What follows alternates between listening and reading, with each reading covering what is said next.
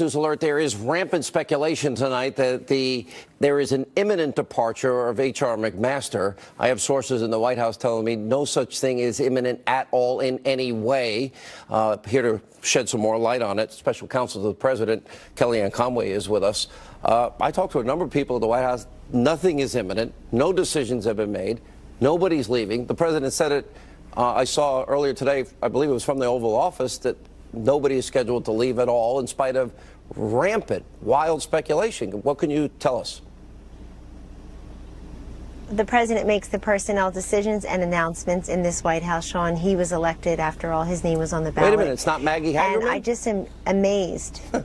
Well, first of all, no, it's no other journalist. But it is, the rampant speculation itself is a story because it's so incredible to me that the media writ large, and it's filled with people who are trying to get the story, but it's filled with lots of people trying to get the president also. They won't cover policy. They cover personnel. They won't cover principle. They cover palace intrigue, and they keep on recycling rumors and stories constantly that have no basis. In fact, I think they figure, hey, if a stop clock is at least right twice a day, eventually I'll get this right. So if I predict a whole year in advance, so-and-so's on thin ice, so-and-so's going to go, and they do a year later, I could just recycle those clips where people said the president has full confidence in X, and 6 months, a year later, it changes. This president has every right to, and I respect that enormously. You know, Sean, people say, I see chaos and churn. A lot of us see streamlining of some parts and sophistication because we had too many people over time, and we had too many of the wrong people. Other people are leaving on their own volition, their own free will, and they will truly be missed in this White House. But this president has a great deal of joy on the job, a lot of fake news about he's fuming, he's angry, but he's made very clear what his vision is too, on North Korea, on the Iran nuclear deal, on taxes, on infrastructure, on DACA, you name it. He could not be more explicit. And so he wants a team around him that supports that. Let me ask you this. I started the program tonight, Kellyanne. There comes a point where, with all that has happened and the special counsel and this weight that has literally been there almost from day one, and everything is now boomerang back. We find out what? Oh, Hillary fixed the primary. Imagine if Donald Trump did. The fix was in on crimes we know she committed with the email server. We have an IG report coming. Then you have this whole issue of she purchased, bought and paid for Russian lies, Russian government lies, paid a British spy for them to lie to the American people about Donald Trump. Even the guy that creates the dossier cast out. He didn't even believe his own material. And then it's used to get a FISA warrant to spy on a Trump campaign associate. You've lived under all of this. Where is the special counsel looking into the crimes we know were committed? Well, I see the content of your show plenty, and I saw the senators earlier in your broadcast, and I think they put it best, which is that different questions are being raised by those who are in charge of these types of investigations, Sean, and there's real questions lingering out there among many people in the public. Why the double standard for that woman who lost the election, whose name I never say on TV anymore? Why the special treatment for her? And I think what America saw this week is a great reminder as to why they rejected her and elected him. Because she first ignored all the people in these states, then she insulted them again this week. Let me play saying this. That they only vote the way their husbands tell them to. I can't even say it without laughing so hard. No. Let's play it. She said, women in America, white women, only voted the way their bosses, their husbands, and their sons told them to vote. You can't make this up. Let's roll the tape. We don't do well with married white women.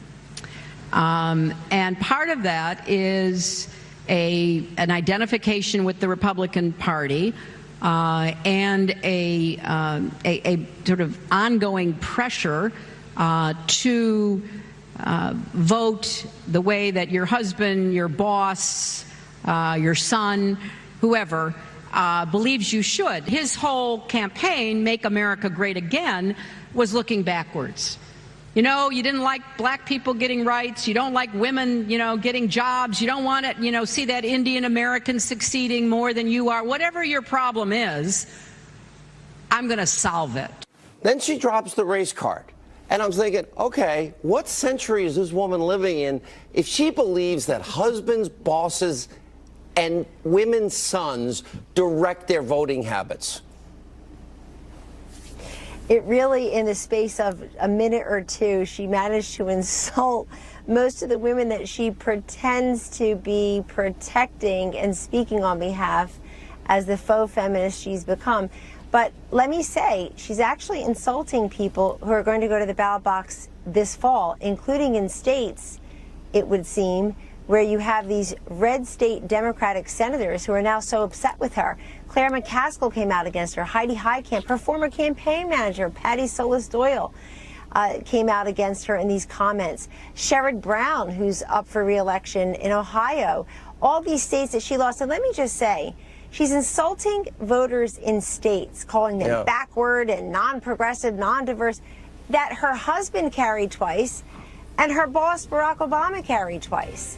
And it's just remarkable to me that she had her boss and her husband telling America how to vote, and that didn't matter. By the they way, didn't want her because they didn't see her as honest, trustworthy, or speaking for them. She has nothing in common with the average woman, and she just proved it again. We're all irredeemable deplorables that cling to our God, our guns, our Bibles, and our religion. She just doubled down on that. I'm guilty. But she should keep talking. I hope she stays out there as long as she can. Meanwhile, thousands of miles away in India, as a result, she figures it's safe to say what she really thinks about you. Watch. His whole campaign, Make America Great Again, was looking backwards. You know, you didn't like black people getting rights. You don't like women, getting jobs. You don't want to, see that Indian American succeeding more than you are. Whatever your problem is, I'm going to solve it. We don't do well with married white women. And part of that is an identification with the Republican Party and a sort of ongoing pressure to vote the way that your husband, your boss, your son, whoever, believes you should. Well, notice who Hillary Clinton did not blame for her loss: herself, or her ideas, or anything she's ever said or done. But it is a mistake, though, to make this about Hillary Clinton. She's a figure of the past, but her ideas are very much a feature of the present. The clip you just heard precisely sums up the view of the left in America right now. A bigoted middle class is holding back progress. They believe that. To the Democratic Party, voters in the middle of the country don't have legitimate views or aspirations. They have only ugly gut reactions. They're racists and dumb people. White women, as Hillary Clinton said. They can't think for themselves. They're puppets of their husbands and sons. Worst of all, they're attached to those stubborn little cells of independence called families. And nothing stands in the way of power like families, so they must be smashed. That's the message. Hillary may be washed up, but she understands perfectly well what the goals are. Julie Alvin is Lifestyle Director at the Meredith Corporation. She joins us tonight. Julie, thanks for coming on. Thanks for having me. So I don't want to beat up on Hillary Clinton, and I mean that, actually. I thought that's why you bring me on. No, I'm actually sincere. I feel, look, she lost. I always feel sorry for the loser. I think she's become less popular among Democrats. She's humiliating herself. So I don't want to pound on her, but I do want to talk about the ideas. I'm really struck because I think she's the perfect sort of embodiment of an attitude that pervades the Democratic Party right now, which is, we lost and it's your fault. You're bigots. You're standing in the way of progress, America. And I think that's what do you think of that attitude? It's everywhere. I don't think it's a fair attitude. I think one valid point that a lot of people make when talking about a lot of the statements that Hillary Clinton makes is that she doesn't necessarily talk about the tactical errors that her team made as far as campaigning, as far as appealing to the middle of the country. So, while I certainly am personally against the administration that's currently in office and a lot of the things that I believe that they stand for, right, I think that the Democrats also need to account for the errors that they made during the 2016 election. I don't know, though, because I hear that a lot. I know all the people who worked, the top people on the Hillary campaign. They're really smart. They're all smarter than I am. They had $1 billion. There wasn't really a lot of tactical thinking that they didn't, that they weren't aware of. Like, they did the tactics right. I don't know. I don't know that they did. I mean, I'm not here to necessarily argue about the problems with the Democratic Party, but I don't think they necessarily did. Could the problem have been that they didn't understand that the middle class of the country was dying in absolute terms, and felt hated and dismissed by them. That maybe was the problem, don't you think? Well, I think when I talk about a tactical issue, I think that not appealing to that middle part of the country, not understanding how to deliver the economic messaging that would really resonate with those people, yeah, I think that was a tactical error, yes. I would say it's a thematic error. It's kind of a deep error. What do you think of Hillary's line? And again, I'm not beating up on her, but I think this kind of gets to one of the core contradictions in modern feminism. You know, that white women, as she said with disdain, voted for Trump because they were pressured by their husbands and sons. She thinks that women are so weak-minded that they're bossed around by their sons in the voting booth. Doesn't that tell you a lot? Isn't that revealing? Well, as much as I hate that soundbite from her, and I wish that, you know, it makes it sound as though women are incapable of making their own decisions when it comes to the voting booth. But as much as I wish this weren't true, there actually is data to back that up. There was a study by Oregon State University a couple of years ago that said that women, and specifically white women, are unduly pressured by their partners when it comes to making political decisions. And generally that women happen to, basically women, when they are unmarried, they tend to vote with the good of their gender in mind, whereas once they become married, they are more likely to vote in their husband's best economic interests. And this is largely because women hold less money and earn less money and hold less power in this country. And there actually is evidence to back up the fact that women, when married, and specifically white women, tend to vote with their husband's economic interest in mind, and that is perceived to be, for white women at least, I wonder, voting Republican. I wonder, so if you have a group of people, married white people, and you spend like a huge amount of time attacking them on the basis of their race and their marital status, as the Democratic Party and its surrogates do constantly. They attack married people? Well, sure. Well, of course, because that's not their constituency. I mean, their policies are aimed at the unmarried because married people don't vote for them. And of course, they attack people explicitly. I think that's vastly untrue. Last week, Chuck Schumer said he wasn't going to support a federal judicial nominee because he was white. And I just wonder, like, is that what do you think the net effect of that is? Is that good for the country for politicians to say that kind of thing out loud?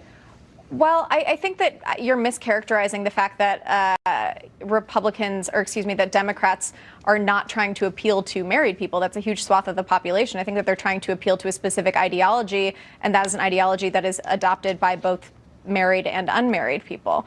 Well, I like married women, and I think I have a higher opinion of women than you do, and I'm not a feminist. I mean, I think they kind of vote the way they want to vote. That's the ones I know do. I mean, I think that is by and large true, and I think that some of the things that Hillary Clinton said oversimplified it in that particular instance.